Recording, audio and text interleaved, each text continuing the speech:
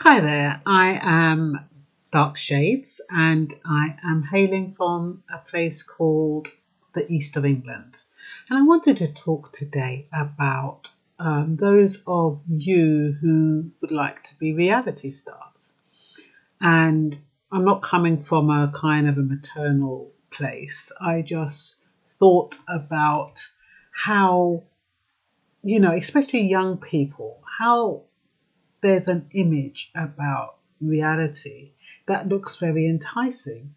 And I was wondering how many of people who got into reality TV really knew what they were taking up.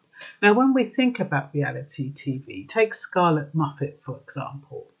She was on Gogglebox, sitting on the chair with her mum and her dad and her little sister, doing her little chirps. And then now she's on Love Bites. She's TV presenting, and you can kind of think, oh, if I go on Gogglebox, or if I go on Love Island, or if I go on Bachelorette, I am going to be able to become famous. And it looks quite glamorous. I mean, not even when we're watching people and we see them leave the show and we see them become stars, we can kind of think, well, if I was younger, I could think, oh, I wouldn't mind doing that. But at what price, at what cost is it being a reality star? So when you go to be a reality star, first thing you do, they'll probably check you over, make sure you're healthy, make sure you're of a certain weight, your BME's okay. They'll probably ask if you're on any medication, if there's any addictions, if there's any domestic abuse in the family. And if you go through that health check, is a provisional health check. I don't think they go over and above asking you and expecting your honesty. They'll probably ask you to go through a complex document which you may or may not understand, and you are not quite sure if you're free to take it away for an impartial review by somebody else, by a third party, or whether you have to sit there and sign it on the spot.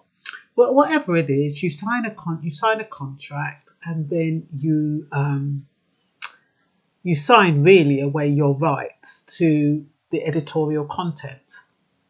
So yes, you apply to go on these shows, and yes, you watch these shows, and whether it's Jeremy Kyle, whether it's Love Island, whether it's celebrities go dating, whatever it is, you're looking at that from the outside.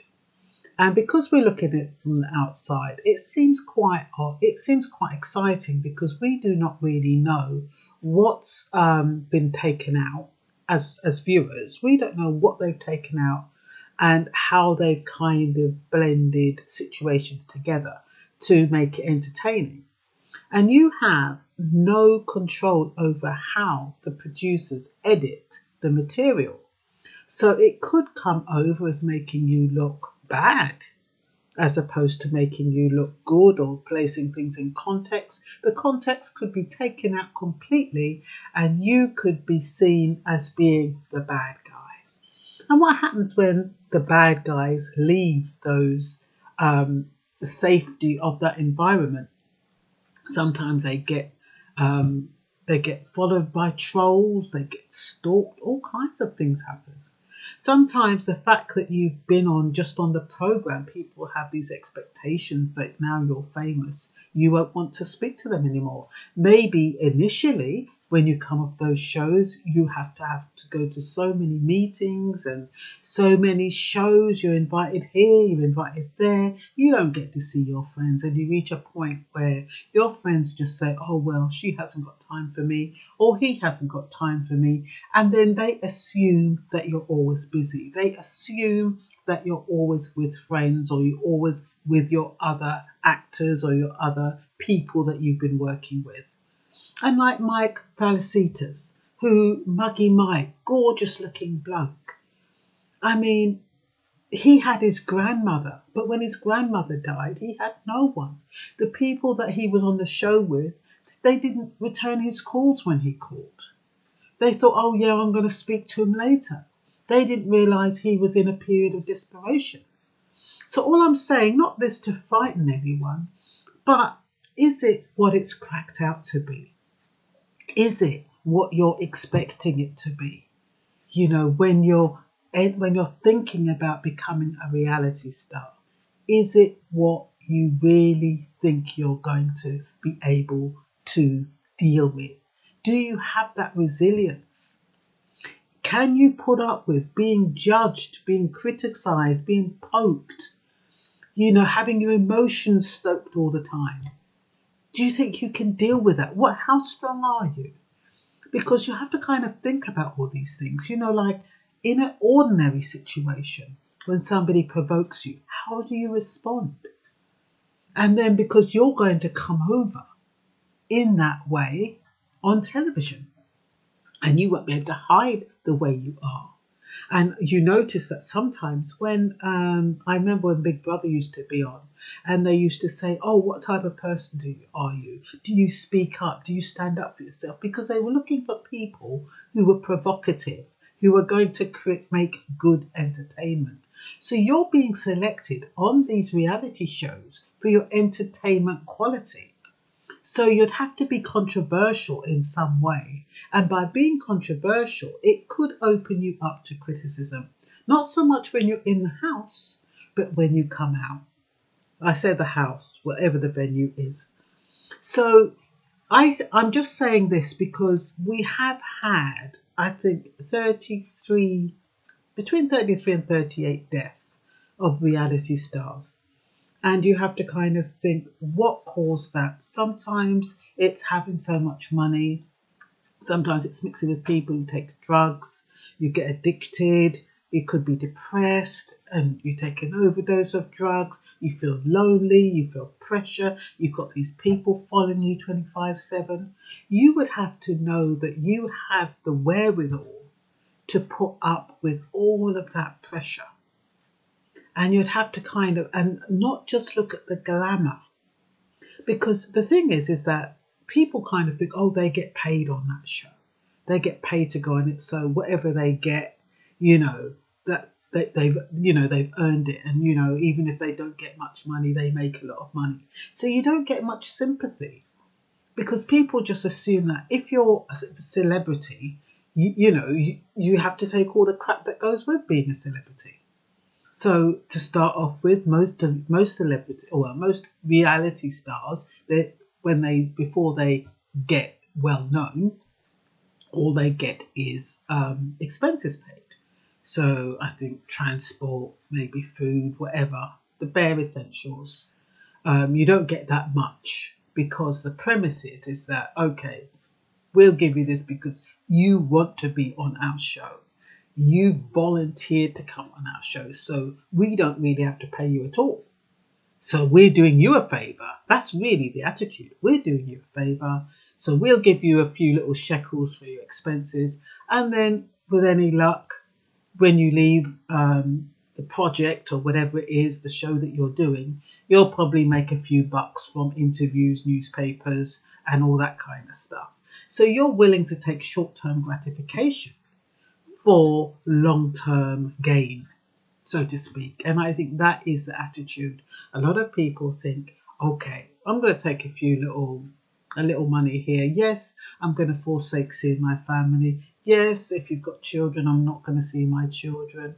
But I'm doing this for love. I'm doing this to help myself. I'm doing this to resolve conflict. I'm doing this, whatever reason you decide you want to go on any one of these shows, you're doing it for yourself for a particular reason. And so you're prepared to make those sacrifices. But you need to know that when you're making those sacrifices, you have to really think, is it worth making those sacrifices for? And like I said, you have to count on your hand how many people actually make it. How many people do you see beyond 5 or 6 months after the show is over?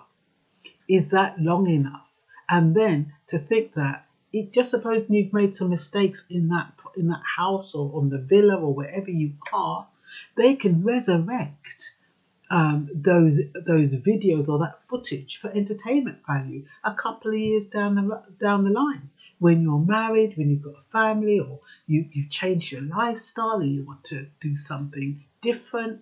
up comes these videos that you've taken. So you have to kind of think, is this what I want for myself?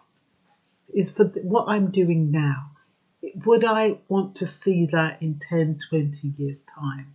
Do I feel confident in myself that I'm going to present myself well? I'm strong emotionally and I'm strong physically and I'm healthy and I can take anything anyone wants to throw at me. Some people are like that. But you see, the majority of people, even though they go in there strong, there's always a situation or a person that breaks them down. So this is just to really put you on the alert so you know exactly what you're going into. I was listening to the Jeremy Kyle review because I don't know how many of you know, but Steve Diamond, somebody who was on his show, committed suicide shortly after being on the show. Now, his show is different because it's kind of based on lie detectors.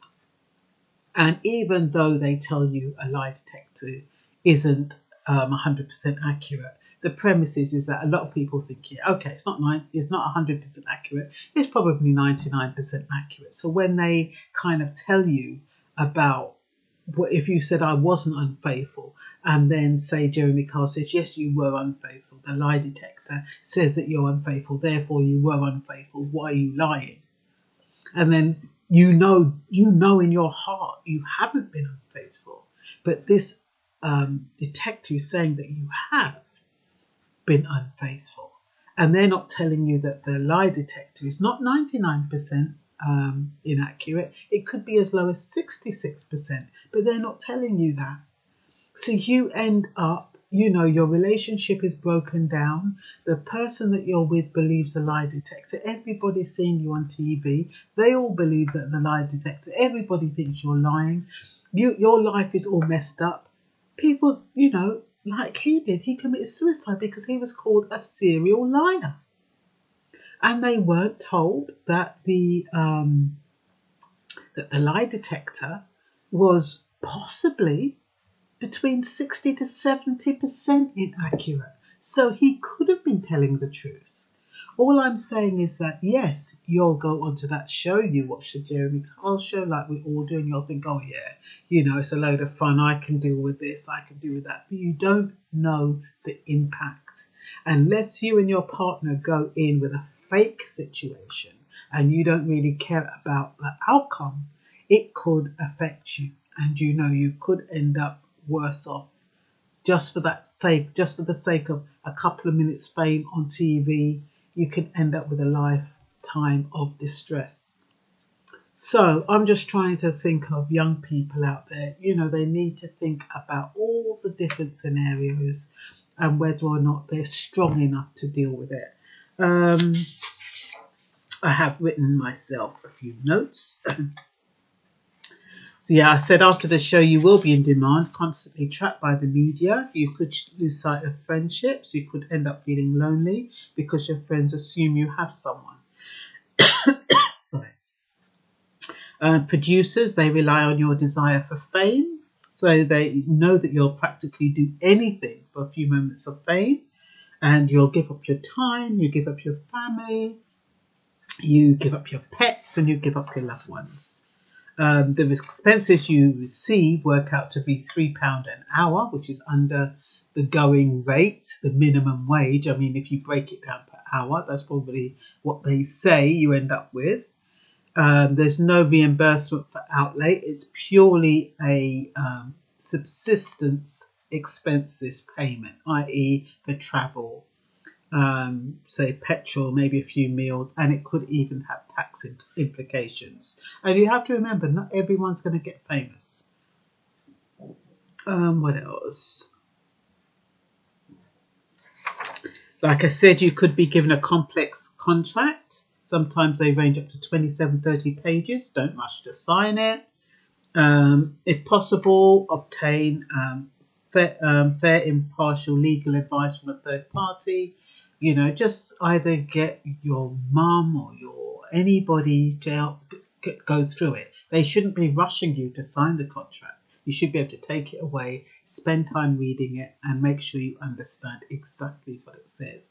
Understand what you're giving away, what rights you're giving away, whether or not you're comfortable with them editing the content, which may, just may, show you in an unfavorable light, and how that would make you feel if it didn't represent who you are. Would it make you angry? Would you be upset? Would you get depressed if when you come out, people start calling you names? I mean, we've seen it. We've seen people trolling people. It's awful. So, yeah, they also need to know how healthy you are. Do you have any addictions, health concerns, anything that's going to make you anxious? Have you had a stable upbringing? Because all of these things, I mean, if you're quite vulnerable, you could be exploited. So you need to be careful. Make sure that you're strong. Are you taking medication? Emotionally strong. You know, if you've had a stable upbringing, I mean, people who've had a stable upbringing are more likely to be a bit more resilient than those who haven't.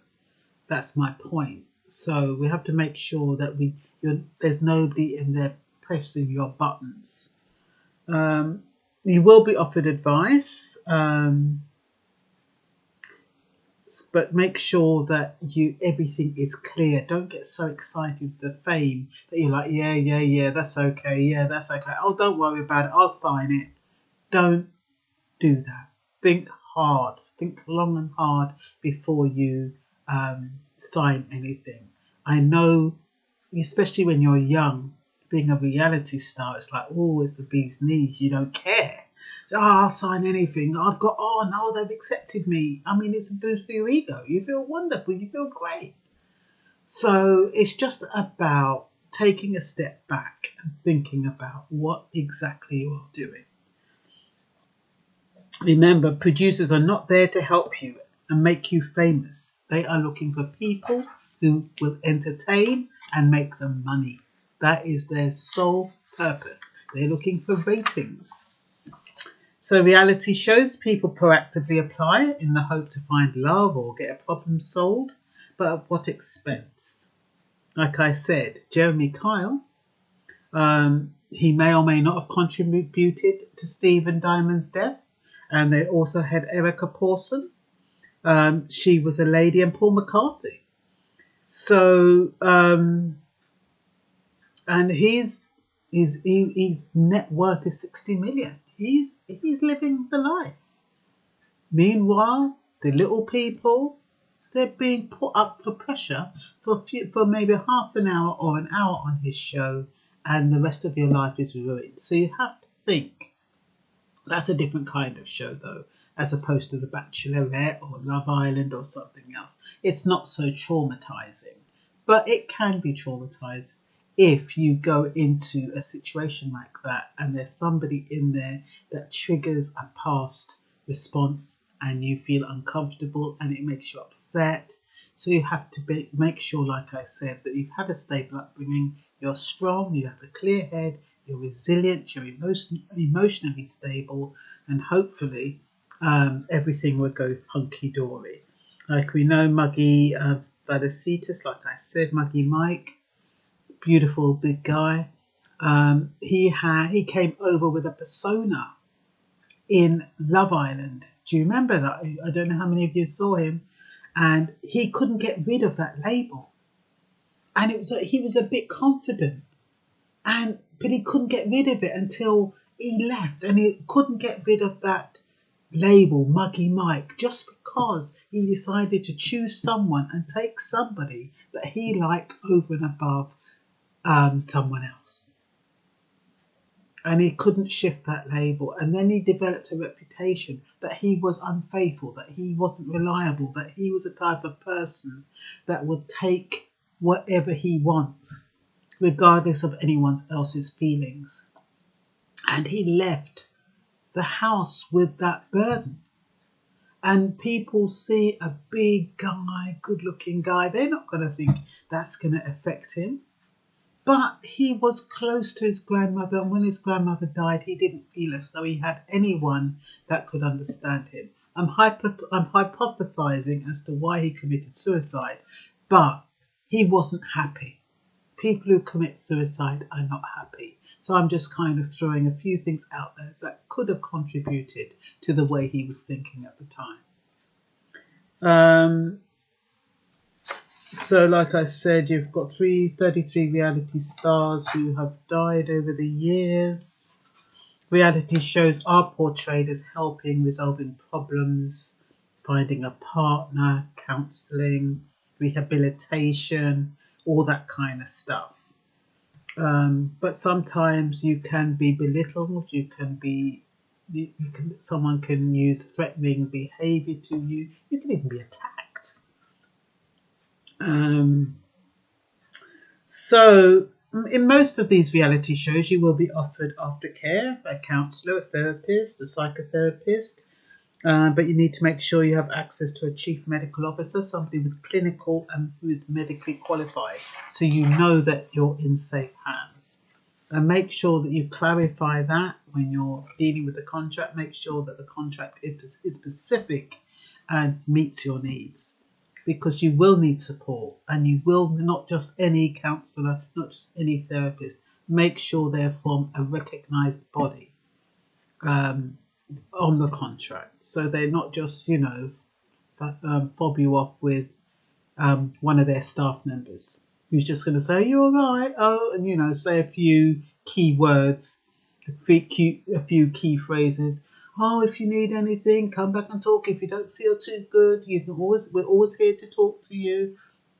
No, you need something much more fundamental. You need to make sure that somebody is there that should you, even if you think you're okay, they have the ability to see beyond any kind of